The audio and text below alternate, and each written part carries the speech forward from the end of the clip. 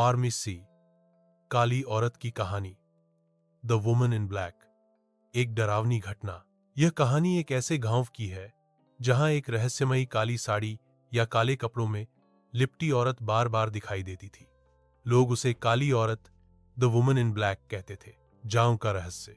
गांव के बाहर एक पुराना वीरान मकान था, ईल मार्श हाउस।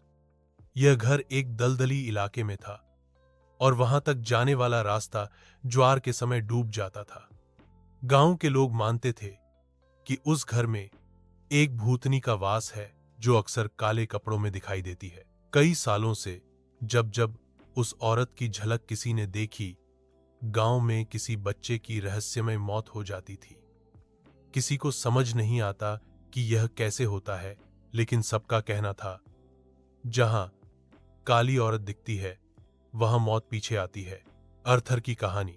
इस कहानी का मुख्य पात्र है आर्थर किप्स, जो एक वकील था। उसे एक क्लाइंट की वसीयत के कागज लेने के लिए ईल मार्श हाउस भेजा गया। वहां पहुंचते ही उसने अजीब अजीब आवाजें सुननी शुरू कर दी। रात को उसे किसी महिला की चीखें और बच्चे के रोने की आवाजें सुनाई देती। एक दिन उसने उस औरत को देखा। उसका चेहरा पीला और आंखें गड्ढों में धंसी हुई थी। वह पूरे काले कपड़ों में थी, एकदम शांति से खड़ी थी, लेकिन उसकी आंखों में नफरत और दर्द साफ झलकता था। जब आर्थर ने गांव वालों से उसके बारे में पूछा तो सभी चुप हो गए। बाद में एक बुजुर्ग ने बताया कि वह औरत एक मां थी जिसकी बच्चा गलती से दलदल में डूबकर मर गया था और उसे उसके परिवार ने कभी माफ नहीं किया। उस औरत का भूत अब बच्चों से अपना बदला लेता है। जब भी वह दिखाई देती है, किसी मासूम की जान चली जाती है। भूत से मुठभेड़। ईल मार्श हाउस में एक रात आर्थर ने उस औरत को फिर से देखा। वह सीढ़ियों पर खड़ी थी और उसके पीछे बच्चों की परछाइयां दिखाई दे रही थीं।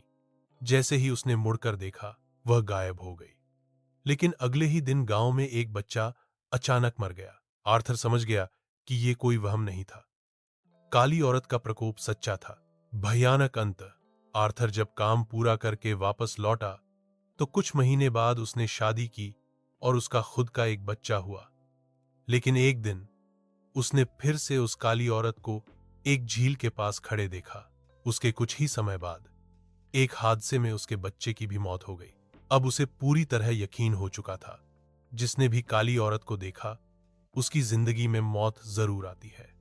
सबक। द वुमन इन ब्लैक सिर्फ एक भूत नहीं थी, वह एक मां की टूटी हुई आत्मा थी जो अपने बच्चे की मौत का बदला हर मासूम से ले रही थी।